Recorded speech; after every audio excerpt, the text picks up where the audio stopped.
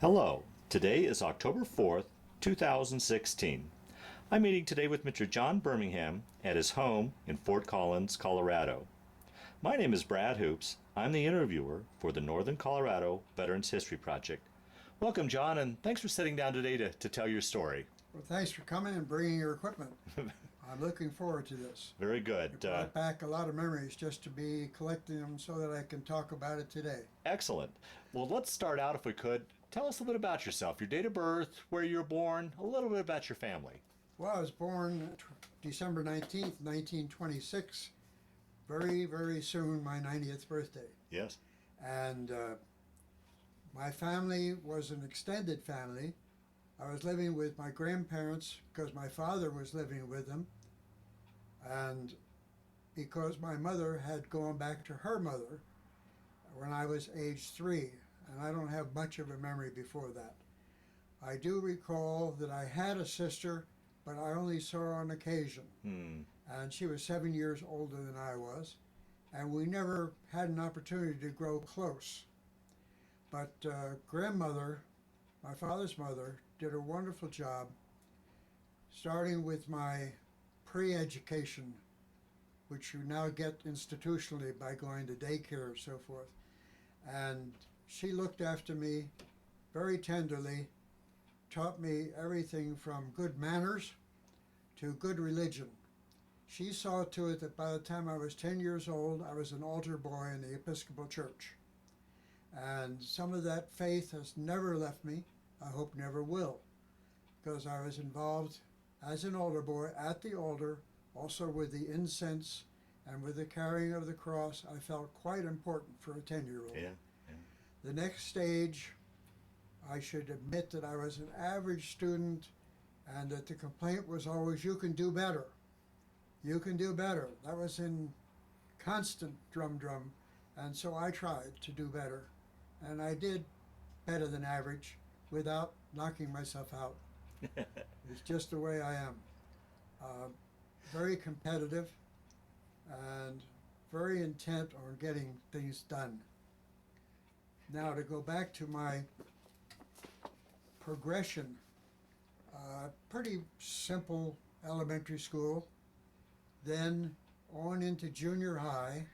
At that time, I became a Boy Scout and went camping and learned the most rudimentary cooking and personal care, and to not be afraid of the woods, but I'm still a little afraid of the woods because I don't know what's there, but that relates to one of my experiences in the Navy too. So a Boy Scout, an altar boy, all told a goody boy. I had to fight a lot. I got quite good at it. I was a scrapper, and those jabs would just keep coming till you gave up. So with that kind of a background, I fell in with a group of older fellows. I mean, we're talking about when I was 14, they were 16, 17, and 18. And so they helped a lot with my practical education in the world and my attraction to girls, which is probably going to come along later anyway. And by the time I was 15, the war had started in 1941. Actually, I knew quite a bit about it because I'd been interested in the radio broadcasts from the Spanish Civil War, Right. which is like the Syrian war today, where the competing forces are trying to decide who makes the next move. And as my friends disappeared into their various services, when I came to my 17th birthday, I declared that I was going.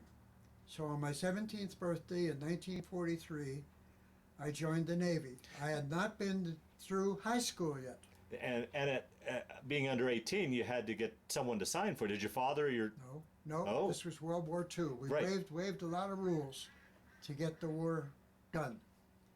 I was able to sign up at 17 and come home and tell everybody. My father, my grandmother, my grandfather was still alive, but just barely, and my sister. And so I was given maybe 30 days to wrap things up at home, and then I went and got into a group, and they put us on a train and sent us from Philadelphia down to Maryland for boot camp. This is where you learn discipline. And how was that? How was that transition going from civilian life into military life for you? It was an eye-opener, Yeah. and it was my first real taste of discipline. Uh-huh. Because as I said, I was a good boy. Yeah. I didn't get disciplined very often. But when I got in the Navy, they didn't care. You will be in line when it's time to eat, and no excuses. If you're ill, you should be over at the infirmary. But that's another story. The basic boot training is that idea that you're a team and that you will do what the team has to do. And we don't care about your opinion at this stage. Yeah, No, yeah. thank you. And I'm sorry to keep interrupting you too, That's but of all the service branches, how did you come to choose the Navy? I didn't. Oh. Well, I did indirectly. Yeah. I said I wanted to be in the submarine service. Really? And so they checked me out physically. I had already had rheumatic fever, so I had an extra heartbeat. They didn't like that. I had soft teeth.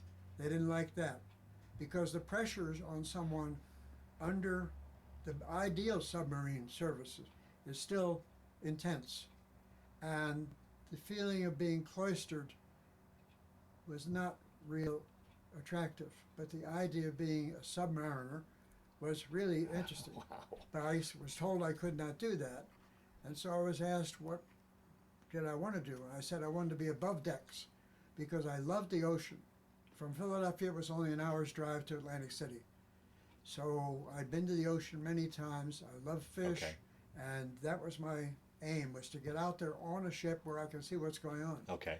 I eventually wound up in the conning tower, which is where they stand at the highest to see everything. Wow. And at 3 in the morning, there's not much to see, but you're up there with the officer of the day. And by that time, you will have gone to the following schools, from boot camp in Maryland to training in radar at Manley High School in Chicago, to Sampson, New York, where there's now a Naval Air Training Station, but that's where I learned about snow, really heavy snow, Sampson, New York. Yeah. And standing in line for an hour to get in out of the snow to get your food, I became ill, and they gave me sulfa drugs, and I'm still sensitive to sulfa drugs. Penicillin was only for wounds. It was still a new drug and scarce, so it was saved for the front. The training that I got was a combination of how to fix a radar, make sure that it's working right, that it can be read easily. Communications, I learned semaphore, I used the lights, and flag bag. A flag bag, for those who do not know it, is there a code, like SOS is a code, and you would put up those flags, and people from any other ship, without breaking radio silence, can see what you're saying. Okay. And usually it was something like, we have the orders, we're going to go 45 degrees as our new course. And I became skilled at that and didn't get to use it really until I got to my ship. I haven't gotten there yet. Yeah. I also had to go to training in Gulfport, Mississippi, which is a popular tourist ocean, not ocean, but Gulf Coast. Gulf Coast. Gulf Coast, yeah, resort, and has lots of casinos now, which they didn't have then. And so there were about 4 different levels of training, and they took a whole year to prepare me to go on my ship. And once again, how was that? Here's a 17-year-old boy that pretty much grew up in and around Philadelphia. Now you're bouncing all over the country. Loved it. Would love it. Just No, loved no, it. no homesickness, tinge of No. homesickness or anything? Yeah. No. Oh, good. Loved it. Loved being independent. Because good boys get that way by obeying orders, and there's an incomparable flow of orders when they know you'll take them. They think them up, just like you. So I was at the point of getting to the ship. Uh-huh. And at that time, I had swimming instruction. I'd had jumping off a ship instruction, which is pretty scary. You go from the high board straight down when you're ordered to do so, because what they say to you is you do it now or you come back after dinner and do it twice. Typical get your attention kind of discipline. So I knew how to swim side stroke for a very long distance by the time I got to a ship. And I knew how to jump off if it was going to go down and try to get away. They thought of everything except weapons training. I got instead a bit of, I'll call it attack mode judo, and I had one weapon ever issued to me. It was a knife about 9 inches long with a wood handle and a very stiff, sharp blade with a flat backbone, and you were taught not to use it overhand because that can be blocked, but to slip ahead with it as though you were carrying a spear. Wow. And that's all you needed to know. You kill him or he kills you. And anything else you'd like to know in the class? No, that's all you need to know. So when it came time to get a ship assignment, I had fully qualified for the communication side and had not shown the mechanical skills to repair the radar. So I got my wish, above decks instead of below decks. And they sent me to, hold your breath, pick up my ship, brand new, out of the shipyard, at Pittsburgh, Pennsylvania. And everybody says, what, that's not on the ocean. Yeah. Well, it turns out it's on the Ohio River, well, the Allegheny, Yeah. which feeds into the Ohio, which feeds into the Mississippi, which feeds into the Gulf, and then from there you go through the Panama Canal, and you're in the ocean, really. So step at a time. Got the ship in the spring of '44. I told you they were pretty thorough. We went down. What type of ship were you on? Oh, landing ship tank, which is about the size of a football field without the stadium seats. Just the length of the field and almost the width. The workhorse of the Navy, really. That ship was the workhorse of the Navy. Well, there's some carrier guys and destroyer guys that would argue that. But it was the slowest ship they had in the Navy. How about that? Yeah, right. Flat bottom, too, which on the ocean isn't any fun from what I hear. Because we had to run it up on the beach. Yeah. And you did that with trailing the anchor and the chain to the winch so that you could pull yourself back off when you were done unloading from that big front door. I see that you know about that ship. Yeah, but for anything like that, explain for those that'll be watching this and won't know. So, and we sailed down the Mississippi at flood tide, and there were all sorts of debris in the river. And unfortunately, the propellers, called the screw, hit a floating telephone pole or tree, and we got a little wobbly, made a little racket. So we went around from New Orleans to Mobile, where there was a shipyard that was already equipped to lift us up, put us back together, and put us back in the water. And so we spent some time there, and that's where I had my picture taken, which you'll see later. okay. And in full uniform and my grade and so forth. We went through the Panama Canal, which is quite an adventure in itself, and then we stopped at Long Beach, which is the main port for California. And there we were loaded with not tanks, a couple of pickup trucks, and probably 300 105 millimeter howitzer shells. Oh, jeez. Ammunition destined for the fight at Okinawa, which is known as the last great battle of the Pacific War. So the carpenters came on and they built this framework like you would build in my storage unit, where I keep boxes of stuff, and they stacked it with ammunition. And then they joined us up with 8 others. So we went 3 by 3 by 3 across the Pacific, stopping at Saipan, for about a month because they weren't ready for more ammunition at Okinawa. Well, now, was there any worries during this time of Jap subs? I mean, you were basically When on we a stopped at Saipan, floating powder keg, is really what you Yeah. were. good point, at Saipan, where we were in a nice harbor, they had a shark net or submarine net or both, and that's where I learned my swimming really, because we put the door down, walked out, dive in the water, which was probably 80 degrees all the time, and spent an hour or two in the water. And there wasn't much else going on in Saipan. There were Yeah. no casinos, Yeah, no yeah, big right. beach resorts. It was just Saipan. Then we went to Iwo Jima, and we may have had some equipment for the airport they were preparing there, which I believe is the one they used for the first bombing of Tokyo. And then from Iwo Jima, we went past Truk, Truk, where the Japanese still had functional airplanes, dive bombers, Oh boy. and suicide bombers, Right. kamikaze.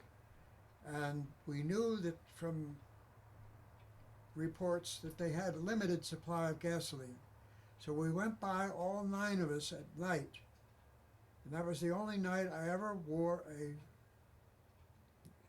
life Vest. jacket A Mae West. in the whole time that I was in the Navy. Because the rest of the time we were not that concerned, except when we saw mines. Because if we ran across a mine, we would take the anti-aircraft guns, the only guns we had, and pepper that mine, try to get a blow up before we had to go there. And usually we had some idea where the minefield was. But eventually we did get on to Okinawa, and we landed there in June of 45. You may remember that the war in Japan, the war in the Pacific, ended in August of 45. And still, in June of 45, the Japanese were fighting to the last man with an extensive toll system, tunnel system, where they could move about and get behind us, behind the Marines and the Army men. And I believe it's still true that more men were lost at Okinawa than in any other battle, certainly in the Pacific. And for the Navy, it was a far greater loss than was Pearl Harbor in terms of men. And you asked about submarine nets. There were none, of course, in Okinawa. Instead, they had underwater crossed beams, hoping to stop the ships from getting to shore. So you had to figure out where they were, and you'd send divers ahead to explore and say, this way, not that way. And they also told us to get off the island as soon as possible. Now, it was a large island. It had a large population. The people were very, very dedicated to the emperor. And even when the emperor told them that we are going to surrender and you should leave, they resisted that. The same at Truk. They resisted for months. And there were a number of suicides, hundreds, threw their babies over the cliff, then followed themselves. And so I've seen, not the actual fact, but the pictures of the floating bodies at the bottom of the cliff. Now here, my wife and I have explored the way the natives used to drive the buffalo off the cliffs around here. And the idea was different. Here it was self-inflicted. But even though the war was officially over in August of 45, a number of the Japanese said, not over. Not over till we're all dead. Well, you would think that since the war was over, our next move might be head for home. We'd delivered our load of ammunition. We had nothing else we could carry. By the way, the ship by that time was a bobbing cork. It was really something to ride, but you got used to it. Well, that poses a question. Really, that crossing to Saipan and what have you was your first time at sea. Did you get your sea legs, or how was that going to sea for you? Actually, the Pacific was just like glass. Oh, was it? It was Okay. just terrific. Oh, good. Now the Atlantic would have been different. Yeah. Would have been different. But you had to get used to one motion, which was this way. And your legs just automatically took care of that. You didn't pay much attention. You had to hold on to your silver if you were at a table. But no, you just got used to that. Along while we're kind of on the subject, can you talk a little bit about what life was like on the ship as far as your sleeping quarters, the food, what you guys did for entertainment when you weren't on duty, just general Okay. life on the ship? All right, sure. When we left California, we had regular movies on a screen every night at sundown, all the way across to Pearl Harbor and all the way across to Saipan. We had smooth sailing, and we had movies. My chair was painted with not my initial but my nickname, JB, Jaybe, and that was a coat of white paint and then lettered in black or red, I forget which, and that became my chair. Okay, and during all that time, we lived in compartments. We didn't live in a great big gymnasium type setting. We were in, you step over maybe a 9-inch compartment divider where Okay. you can seal the door and keep the water from going to the next compartment. You stepped over that, and you stepped over another one, and maybe you went up or down one level on the ladder, and you came to your bunk. My bunk was the middle one of 3, and the bunk was just big enough. You might have had your toes hanging out. And addition to the bunk, we had a locker about half the size of that table and assembly. I'd say maybe it's 4 feet tall and 18 inches wide, and that's where you kept all your belongings, all your clothing, all that sort of thing. As far as food, we were well equipped. We were doing fine on food. Oh, good. They had all kinds of things that they could do in the, what did they call the kitchen? Galley? Galley, yeah. And those guys were very good. I'm not sure how the guys that worked in the engine room could even stomach anything, but they were a different breed. That was a hard life. Yeah. It was hot. You could almost taste it if you went down there. Yeah. And for punishment, if you did something that displeased the officer, you went into the chain locker in the front, and you felt every bump of every wave, every bit all night long. And then when you came out, you said, "Yes, sir." I never got that treatment, but that's because of the good treatment I had as a family boy. What did we do? We sailed off as a group to the China Sea, which is where there's now an arbitration with the UN and Vietnam against the Chinese and a whole bunch of stuff there, real trouble, because it is a trade route. And then we also went into the bay that is between, Taiwan, which was then Formosa, and the mainland. And it was there that I had a real sailing experience. We went into one of the toughest 100-mile-an-hour typhoons. Oh, I've heard about the typhoons. They've been having them this Yeah. week again. They have them every August or September. And they've had even water in Tokyo from that. No, not Tokyo, but the port that is for Taiwan. Taipei. But we actually saw 40-foot waves. They do exist. They would come over the top of this building. And the ship, being as long as it was, would upend. Oh. And I would be in the conning tower here, looking down at the water there, and the next moment I'd be up, looking here. That had to be terrifying, I would think. It was, but it was surprising. It did not make you seasick. Really? We were too damn busy hanging on and trying to keep the ship steering and everything working the way it's supposed to, keeping it on course. And we were probably in that for 30 hours Oh. without food. You wouldn't dare touch food and didn't need it. You didn't need anything. You were out of, all the natural functions were still. you were hanging on for life. That was it. But the ship did fine. Nothing came apart. Wow. It was welded in Pittsburgh, which of course is a city with steel mills, always has been, and therefore was famous for its pollution. But we received orders to discharge certain members of the team and let them go home. By what vehicle I do not know. And it went by married men with families, older men, and so we wound up with a pretty green crew, including me. And I wound up as a crew leader. Everything above decks had to be painted, rust scraped, brushed, washed, cleaned, ready for anything all the time for inspection. So I became a jack of all trades, which was okay because my father had me doing wiring, pipe fitting, other jobs on the apartments that my grandfather had left to her, the grandmother. And so my father had to pitch in and make sure that those things were running.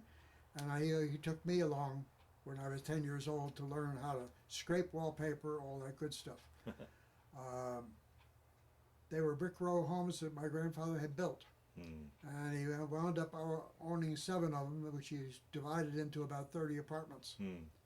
So that was good background for them. So we were ordered to go to China. Wow. Not to Japan, to China. Oh, after the war had ended? The war after August 45 and after we'd ridden out that storm. Wow. And we got rid of all of our luggage, I'll call it, our ammunition. We were ordered to go to China. Well, let me back up and ask you, do you remember where you were when you heard about VJ Day? Was there any sort of celebration? Did the ship go wild? Or what was the thought when you heard the war is over? Was a sense of relief? What, do you remember that day when... No. Really, huh? No, but I didn't know about it. Really, huh? We were really kept quiet. And so there wasn't much, we didn't have internet. Well, that's a good good segue into a question I always ask too. I mean, in today's world, we've got the internet, we've got computers, we've got cell phones, instant messaging. What options did you have as far as communicating with back home, and what being isolated like Morse that? code, Morse code, on short distance radio, and you almost never used the radio. Yeah. Communicating back home when you'd see a supply ship, and we always knew where the supply ships were, and we'd go to the supply ship, and part of my job was to send a list and go over myself and make sure we got the stuff, including the beer, thank you, including the good fruit. We got wonderful supplies to keep our food ration up.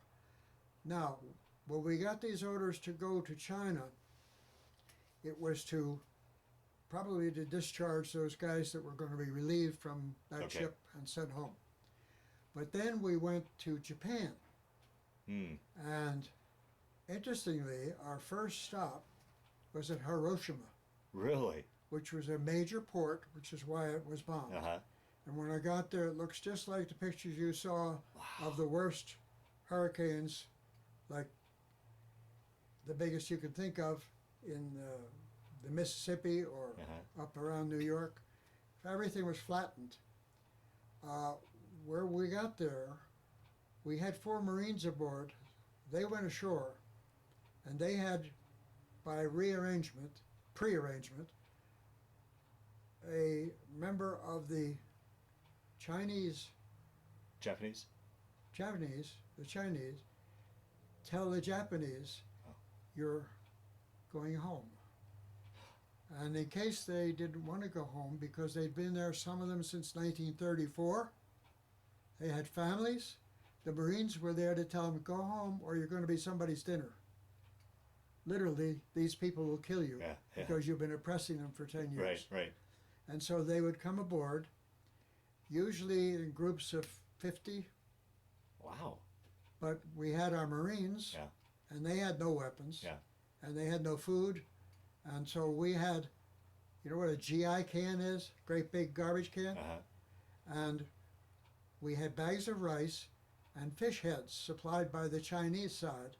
We dumped that stuff, take our steam hose, put it in there for an hour, then tell the Japanese to come and eat. So they had a buffet of rice and fish heads. fish heads, yeah, for the flavor. And so it would take us about 36 hours to get them to a port like Hiroshima or later Nagasaki. We got both of those. And later still, we went to the home of Tsingtao Brewery, which is still producing bottles in a green bottle. And I think the town's now called Tinsen. But I had a leave there. A time off is what that is, a leave. A leave of absence over the holidays at Christmas. And those of us who wanted to go were invited to go to Peking, to the Forbidden City, for a ceremonial dinner for the Americans who had helped us. Now, the help that Roosevelt gave to the Chinese, and he was friendly with Shanghai, the then very Republican dictator, really. Right. We supplied them with ammunition, with munitions, hardware, and money, and that was part of what provoked the Japanese to hitting us. The sneaky way they did it was not necessary, but they found that out. So where the heck was I?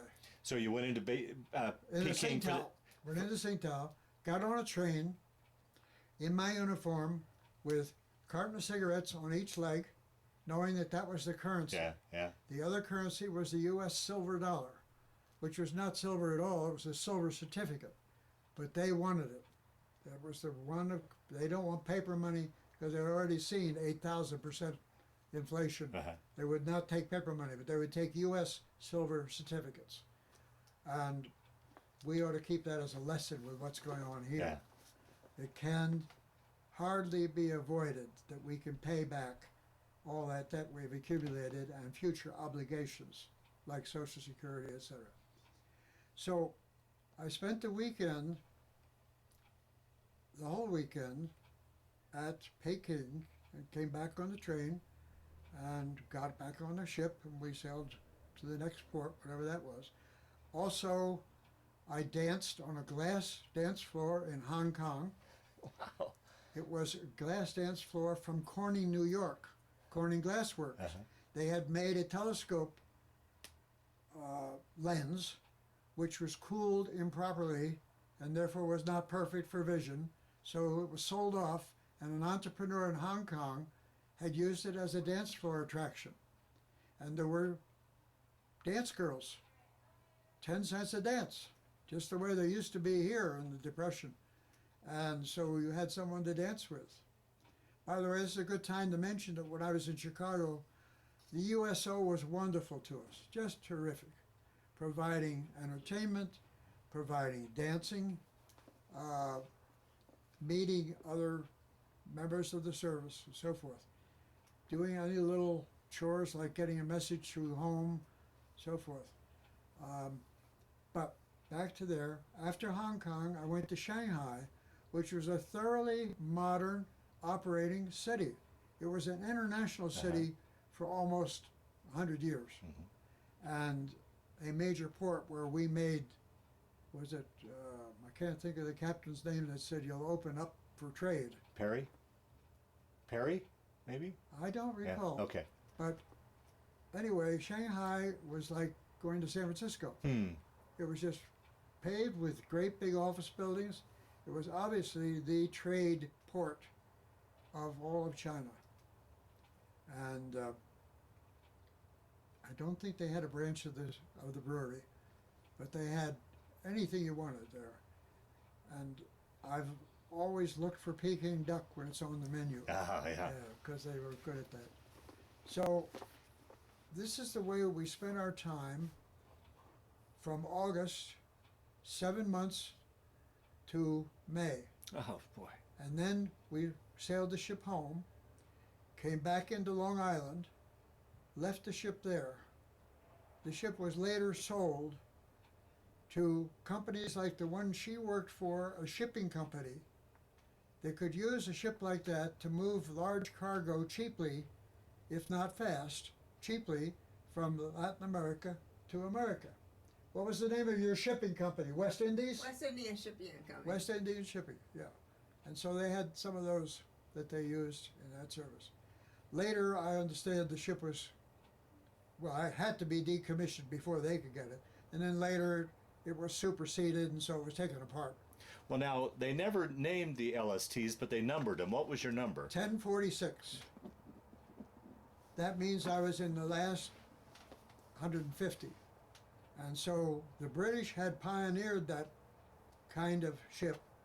We improved on it, and then the last 200 were the best of the lot in being able to do their function and get back off and be useful again.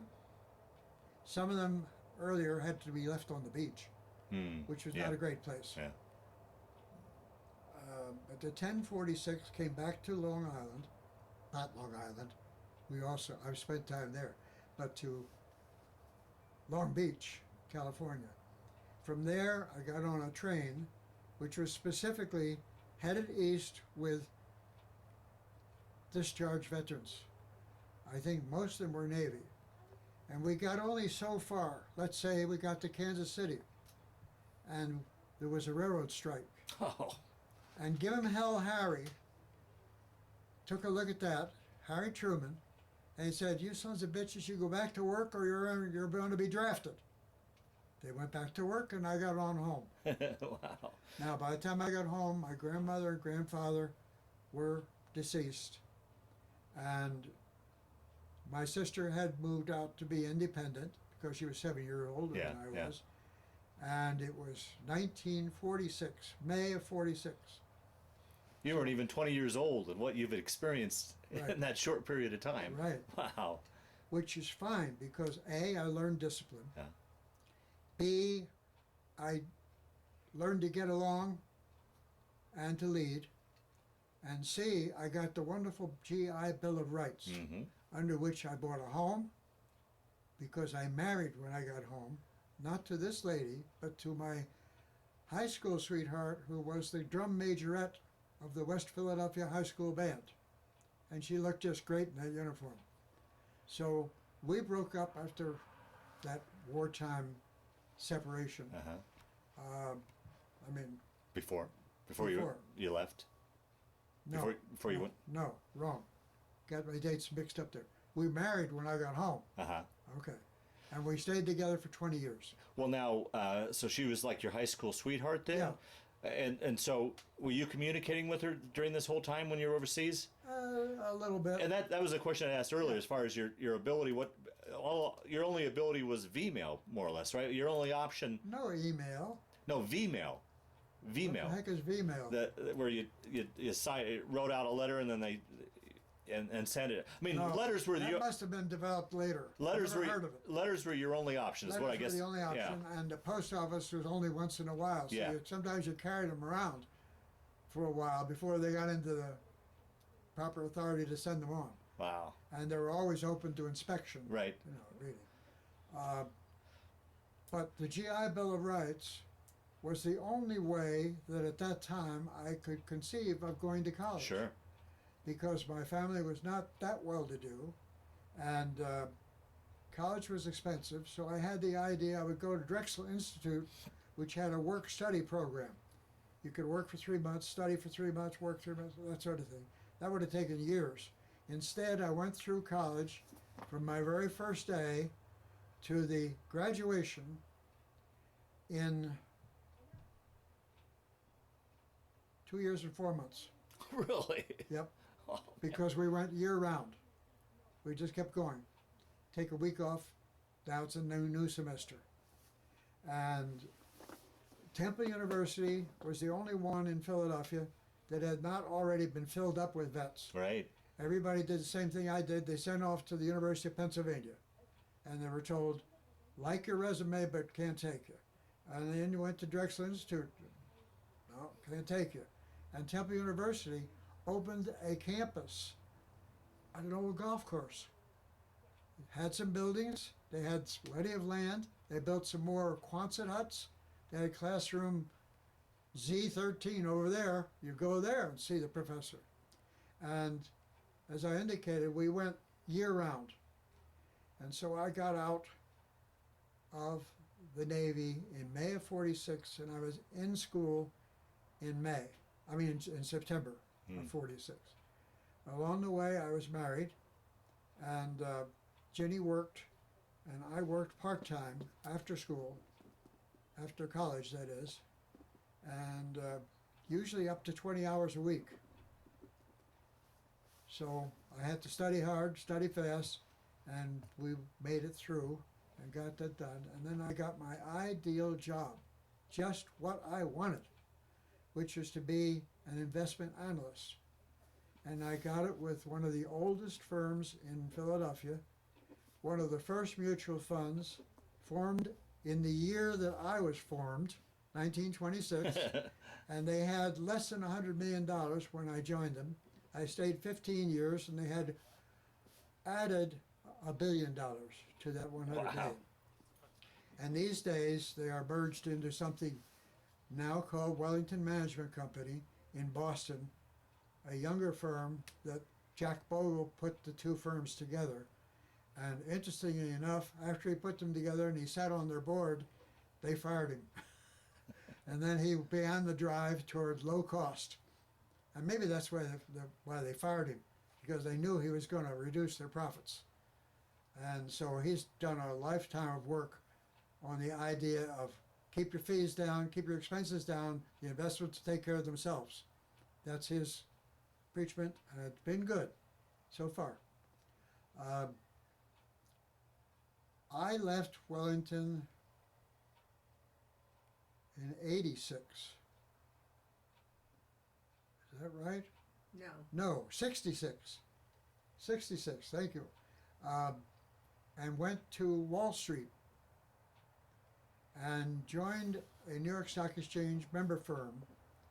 Couldn't believe what they were doing in the stock exchange in those days.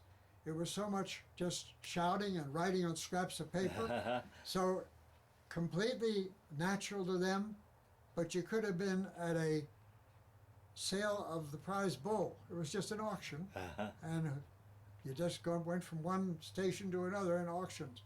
Later on, I forgot about auctioning. I went to Europe and saw the way they do business, but we'll come back to that, I hope. While I was at the stock exchange with the partners, in quotes, very jealous about their territory and your territory, I said, this is disgusting. This is not what I know. Teamwork. If you're a team, your partners, you work for all, not just for one. So I left that when an acquaintance of mine said, you'd be ideal for this new company that's forming, International Networks Corp. They're going to put computers into institutions and have them trade electronically together in an open network that everybody can watch what's going on. And I said, that's a great idea. So I became the head of marketing. Guess what? I was the only one marketing. I sold personally 40 of the first 45 contracts. Wow. I had to persuade the Bank of America, the Fidelity Trust Fund, the New York Bankers Trust, that they could trust the system. They didn't know about it. They had to go to a keyboard and type. That's only girls do that, you know. These trader guys, they like to shout at each other. But no, we got them to do that, and then we told them, it's okay. You can cheat, Brad. You can beat him to it. You can buy it for a quarter and sell it for a half to Brad. Oh, that made it exciting. Now they took the typewriter. So that was quite an experience. I got to visit Allstate Insurance Company in Chicago on repeated visits, encouraging them to use it more and more. On one visit, the head of investments invited me to sit down when I was done with the traders. He wanted to talk to me. Well, Forbes magazine used to have a columnist named Sid Lurie, and he had a monthly every issue he had a column about some stock or some event. And Sid Leary had been to see Ron Kramer, and Ron Kramer said, I need a backup portfolio manager. We are growing here. We've got a lot of money. He said, well, I know where you might got a guy. And he gave him my name. And so when I came to Allstate next time, he said, I want to talk to you. We sat and talked. He said, well, we really would like to have you. We can pay you so much. And I said, oh, I'm sorry. That is not what portfolio managers are paid. I can't do that. So then we had a second visit. He had upped it by 10%. I said, no, we're not making sense here. I wish you the best of luck. And then he called me. He said, okay, you can come. Your price, okay. That company paid me a total of $3 million in 15 years. Wow. Yeah. Wow. An insurance company. Yeah. Imagine that.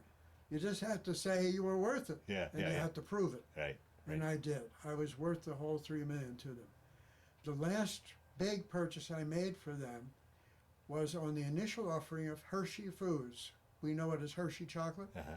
It's traded on the stock exchange. It's over $100 a share. I paid $24 for 1 million shares in one trade. And they have split the stock 12 times since then. So Allstate's cost was $2 a share. You can't buy it for $100 now. So it worked out marvelously. Unfortunately, I was retired by Sears, which owned Allstate. Oh, right, yeah. And the person that they chose to take my place was in no way competent to understand the power of time. The power of time will make you money. And so we're talking now a long time, 30 years, but it was up 50 times. So it's pretty powerful. Yeah. Yeah. But he sold it all out. He couldn't be identified with slow food price. Oh, candy bit. Oh, got to have something hot, something moving. And so he lasted a little over a year in my job. And really, I've just told you my career too. I didn't mean to do that. No, that's part of the whole story. Okay. Oh, absolutely. So how long were you with Allstate? 15 years. 15? And I said I got $3 million in payments, in insurance, in pension. If you add it all up, they're still paying me. Yeah, right. And I've been gone since 86, 30 years. I wasn't supposed to be, the actuaries are going crazy. Yeah, right. How do we get rid of this? Yeah. So we've gotten about 4 times our investment in that annuity. So I'm a believer. Yeah. Annuities work. Yeah. So how long, combined with in your career, were you in the investment world? I mean, how long? From January 1950 through December of 86, which is 37 years. 37 years. And then I dabbled in the investment world by taking an insurance license, health, life, etc. And my last real 9-to-5 job was when we moved to Denver. I went with the oldest insurance company in Denver called Security Life of Denver. And I liked that. I was there for 2 or 3 years, was able to save some more money, which we used then to move to Fort Collins 10 years ago or so. And the problem was a Dutch company, ING, you may have seen their commercials as Voya, which I don't understand. They bought Security Life, and they bought its affiliated companies as well. And they then figured out, being good Dutchmen, that they didn't have to pay Denver prices for what we did. So they went to Minot, North Dakota, which you may recognize as a missile base, an Air Force stronghold. So they said, we get bright people, they have bright children, they have a good education system, and a house only costs $30,000, so we can pay them $15 an hour. We decided, time to really retire, John. Time to really retire. But I'd still be there, commuting from, I guess we lived first in Northbrook. In Colorado, we lived first in Northbrook. First in Northbrook. North No, Glen. North Glen. Yeah. North Glen. Northbrook is where Allstate's headquartered. So we moved to North Glen, and then we moved when I left, when I had to leave. Once again, that's call it 3 times I was forced out. I was forced out of Wellington by the notion that we could do index investing to be just as good. It didn't turn out. As I say, the guy was fired. But I had a wonderful ride. Yeah. Wonderful ride. Yeah. I still would do it. But nobody hires a 90-year-old. Yeah, right. There are certain legal obligations that can't really do it. Yeah. And I understand that. But the main problem with my life is that not that it's ending, but that so many people left without my permission. Oh, right, yeah. They're gone. Yeah. You're a new friend. You may get a call to come and see me because I haven't seen anybody in a month. You know? I enjoyed a long visit with my doctor yesterday. We are simpatico. We talk about things. And we belong to an advisory council on how doctors' offices should be operated. And there are probably 30 people from around northern Colorado that go to those dinners. And she said, you know, we may not always want to go there. I said, my God, it's the last place I can make friends. We're going. If I have to get somebody else to drive me there, I'll do it. I've got to go. Because I've tried the discussion group at the senior center. I'll tell you how it works. Brad, what do you think about the weather? And you tell me.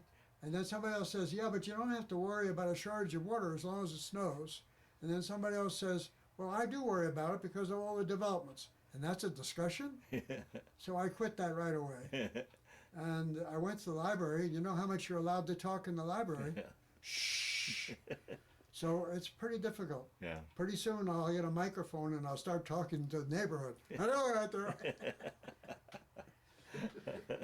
So, We'll talk a little bit about family. Any children, grandchildren, great-grandchildren? do we have any children? We have a few. While I was married to Ginny, my first bride of 20 years, my first cousin, who would have had the same grandmother as I did, no, her children had the same grandmother. Anyway, she had a broken marriage and she died, leaving the kids with her sister, who already had kids of her own and was a widow. So everybody turned and looked at us. You don't have kids. So to make a long story short, I adopted a 9-year-old and 11-year-old, a boy and a girl, and sent them through college. Curiously enough, they both went to Pittsburgh because I drew a map and I said anywhere within 300 miles of Philadelphia. And they went to Pittsburgh. First, he went to University of Pittsburgh. Then younger sister Carol went to Chatham College, which is now Chatham University. So they both wound up Pittsburghers. There I was, the kids out of the house, newly divorced. Well, I tried that life for a while, and I said, you're not going to make it to 80, so you better quit at 40. And I met this lady through a mutual friend. And at our first meeting, she says I had too many martinis. I said I knew exactly what I was doing. I proposed. I said, will you marry me? We're sitting in, she had been waiting for me at the bar. I couldn't find the damn place. But anyway, she didn't answer. She got up and left. She ran away. Somebody at the bar says, boy, you can really hold your martinis. I said, she'll be back. Well, she didn't come back. But curiously, somehow, through mutual friends, she was able to check my credit. She was able to check my reputation, check my job. And she called up one day and said, you know, I'm going to take a course in Manhattan this summer at Columbia University. And I know you're living in Manhattan, so maybe we can get together again. That was it. We bought an engagement ring right there in Manhattan, at Jewelers Row. Wow. Yeah. And we've been together for 50 years in December. Wow.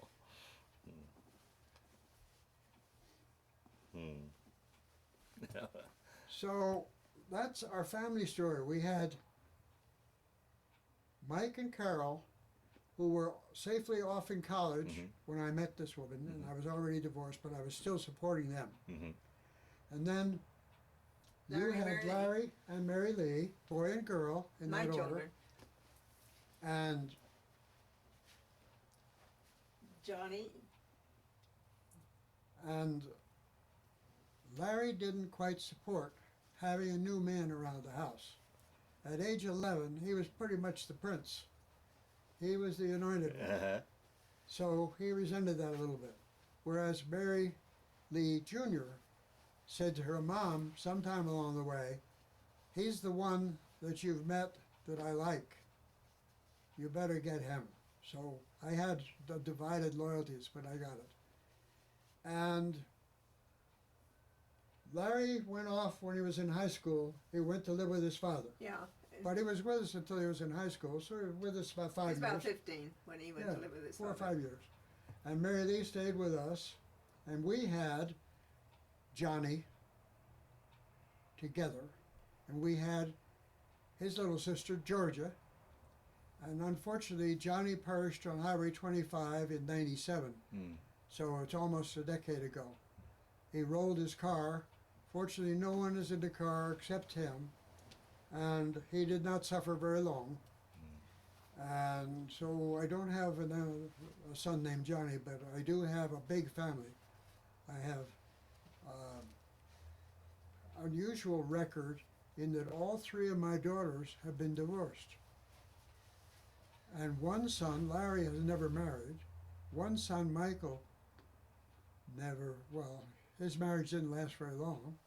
And Johnny had a divorce. He was married and divorced. He was married and divorced.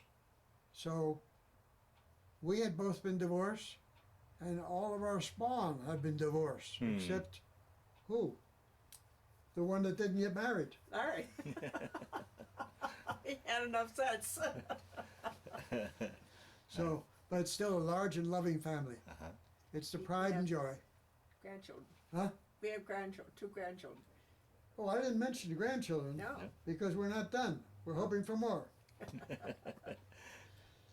So we do have grandson Alex is newly the history and economics teacher, professor at a high school in Bayville, Colorado. Bayfield. Huh? Bayfield. Bayfield, Colorado. Okay. And he's happy down there near Durango. They live in Durango. She's hoping to get a job there. She's getting her certificate, his love, getting her certificate. Maybe she'll get a job over there. Anyway, it's only about 40 minutes from home. Their permanent home. I'm afraid we won't see them here again except on grand holidays. And then his little sister, he went to CSU. And now she's going to CSU. Right now, though, she's working at one of the Vail resorts. Julia. Julia, yeah. And making lots of money and planning a trip to the, what do you call that subterranean, in the other the other hemisphere, there's a group of countries, not Micronesia, but you know what I mean. Thailand. Thailand, yeah. There's 4 or 5 of them. Anyway, she's planning to go there and stay for a while. This lady was the first that I know of to travel a senior or a year abroad for study from the University of Rochester. Wow. And so she went to Peru, right? And because of that, in my will is provision to buy her a gift annuity at the University of Rochester with the proceeds of the annuity that I don't use go to a travel abroad program that will be newly established in the name of Mary Lee Birmingham 50. Wow. 50 is the year she graduated. So, by the way, you haven't had a chance to know, but she's smarter than I am. She was a better student, and she was going to be a teacher until I came along. The world lost a lot, I'll tell you. Now she's my keeper and my caregiver, and occasionally somebody slips and says, "Caretaker?" Not yet. Now, speaking of travel, have you ever had a chance to go back and retrace any of your trips when you were in the service, back to China or any of the Pacific Islands? She's been to China. I have been only as far as Pearl Harbor. From there, we chose to go to New Zealand, which I commend as being the trip of a lifetime. Everybody should try to make that. All those national parks at your beck and gill. You get such helpful people who speak a sort of English that you can understand better than English. Meanwhile, on my business trips, and that's where that magazine headline, International Investing, when I took over that new field of investing, we were one of the pioneer organizations to invest abroad, because Allstate had business abroad, and my boss had been a representative of the business side, so he had contacts in England and France, and they had contacts in Germany and so forth, so that we traveled together to Europe 2 or 3 times, and we're both of Scottish descent, so we also wrapped in Scotland. I'm Irish Birmingham, and so we've traveled a lot. I've been to Australia, we've been to New Zealand, I've been to Japan, I've been to Italy, we've been to Switzerland, and France, and Germany, and England, and Ireland, and Scotland, Belgium. and we don't want to do it anymore. It's just appalling that even to go visit my kids in Minneapolis, I'd have to go and stand in that damn line at DIA. I can't do it. I just physically cannot do it. Sure. I also cannot golf, which I loved. I cannot sail. I have my own little boat. I cannot fish. And we won't go any further than that. Okay. But things happen to you when you get close to 90. Even sooner. Right. But I've been so fortunate because no one on my grandparents' side, no male ever lived to be 80. So it's been her good care, my doctor's good care, my good sense, my teachings, my faith that have kept me and my family most of all. Wow. Now, you had mentioned before we turned the film on that you had a life-changing moment. Do you want to touch on that? I don't know if we touched on that in the interview. You had a life-changing moment in your life that you wanted to talk about, I thought. I've had so many. Yeah. I forget which one to designate. No, I've just had so many. Yeah. I bet so. Yeah. I think more what I was referring to was being in the Navy was a life-changing experience. Okay. All right. Yep. Okay. Because it gave me this discipline and teamwork. Sometimes hard instruction, but you learn and you get better for it.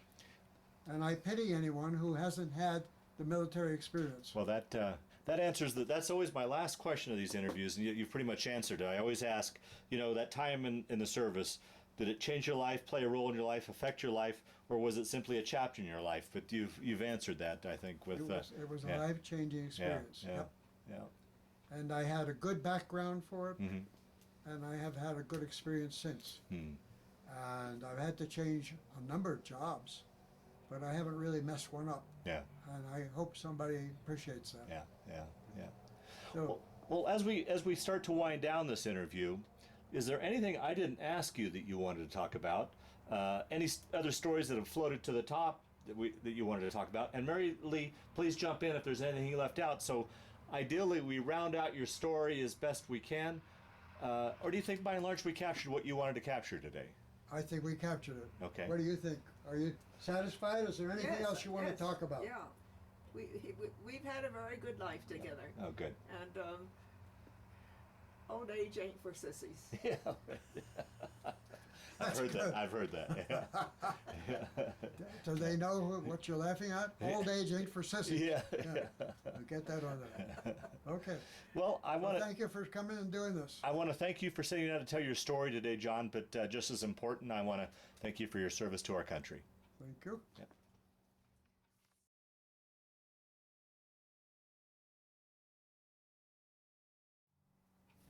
There used to be a song very popular about a romantic guy. There was the romantic guy sending a picture in his uniform with his pipe and those eyes that penetrate. When I showed a full-size, well, actually more than full-size picture at the AARP meeting, there was a loud gasp. Glamour boy, that's the best I've ever looked. Very good. We never made it perfectly clear that I had an honorable discharge. We only said it when I was discharged. Actually, I'm discharged from full-time active duty in May of '46, but I signed on for 4 years and attended regular meetings of the Naval Reserve. Now, if you remember your history of the Korean War, that began in May of 1950.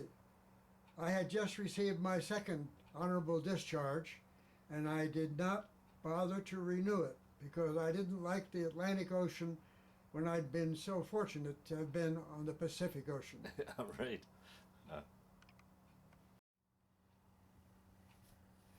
We talked about the fact that I was with Allstate from 1971 to '86. This is a magazine called Institutional Investor, which is what it says it is. It's a magazine for all of the portfolio managers and retirement counselors. And this picture featured me because the subject of the whole issue of January 1986 was finding winners abroad. We were one of the early companies and the early groups of investors to get into investing in Europe and Asia, Australia, and Latin America, and we found that there was money to be made. The first year we made 30%. We couldn't keep that up, but it was a good start. Wow.